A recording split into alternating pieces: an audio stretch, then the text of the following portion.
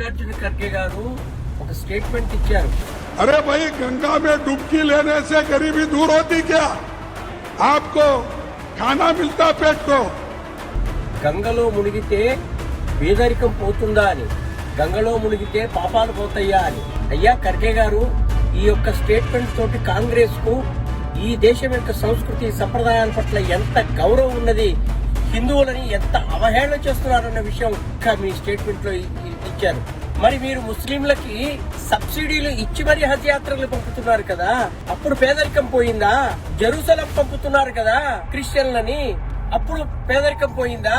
అంటే ఈ దేశంలో మైనార్టీలకు ఉన్నటువంటి విలువ ఈ దేశపు మెజారిటీ, ఈ దేశపు భూమిపుత్రులైనటువంటి హిందువుల సంప్రదాయాలకు, సంస్కృతికి ఏమాత్రం గౌరవం ఇవ్వరు. కాబట్టి ఈ యొక్క విషయంతో మనం గమనించవచ్చు, కాంగ్రెస్ హిందువులకు బద్ద వ్యతిరేకని, హిందూ సంస్కృతిని నాశనం చేయడానికి కంకణం కట్టుకుంది అని, సెక్యులరిజం ముసుగులో హిందుత్వాన్ని సర్వనాశనం చేయడానికి కూర్చుంది అని. కాబట్టి హిందువులారా, ఇప్పటికైనా మేల్కొని ఈ కాంగ్రెస్ ను బొందబెట్టాలి.